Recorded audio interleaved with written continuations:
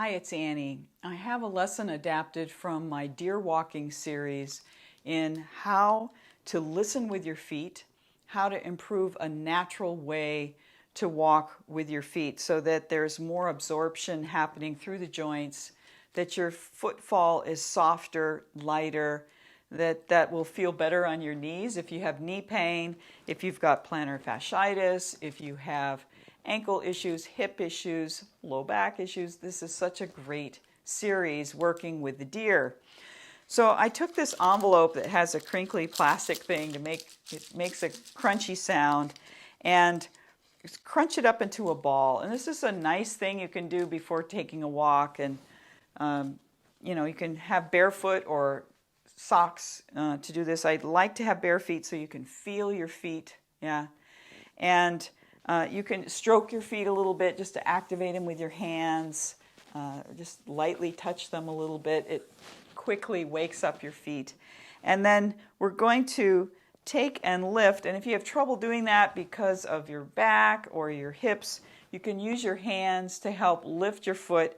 And you're going to lightly touch this crunchy ball, but don't let it fall all the way down. Just come to the sound of the crunch and then take your knee off.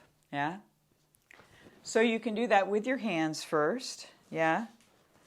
And you can use your upper body like I've done in other videos, which is really nice for your hip joint to you can interlace your hands if you want or not, but let the foot lightly touch this crunchy ball. And I've done this with all kinds of things, with a sock ball, but this is a crunchy ball. And then bring your foot down. And what we're trying to do is activate the ability to listen with your foot. And just that ability to listen helps you walk with more suppleness, softer, and with this sense of the whole body connecting through to the ground. Okay? So let's try it on the other side. We're just going to do this as a little warm-up. And in my classes, I go a lot more in depth with these lessons and in different body positions, but just lightly touching so you can hear. And if you can do this with your eyes closed, I call it my ninja practice. Yeah, close your eyes and then it can help you sense more with your eyes closed. Yeah, and then take away your hands for a moment. Just have your feet flat. Tap your heel a little bit. Tap the other heel. Okay?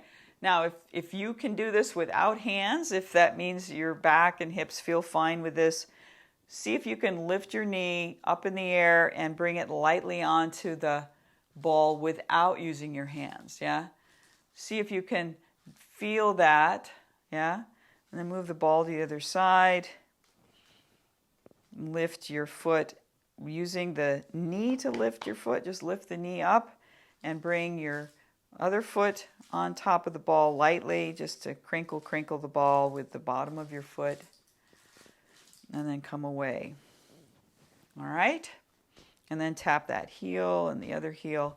Foot should feel a little bit lighter, but let's come to standing now and see how it is to stand. Okay?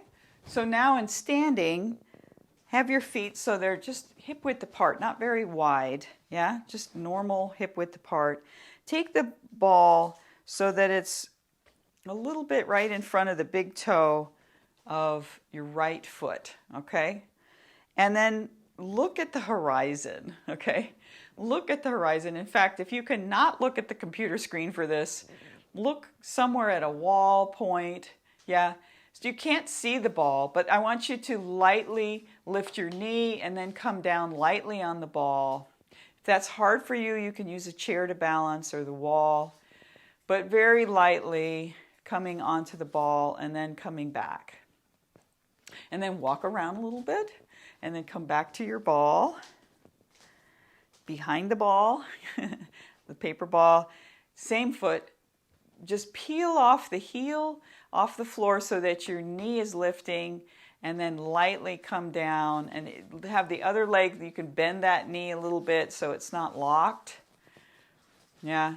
And try not to smush the ball, right? Relax your foot over this crinkly paper and then come back and then walk around a little bit. And then we're going to do the other side. Okay? So this is very simple. If you look down, it's not so good. Okay?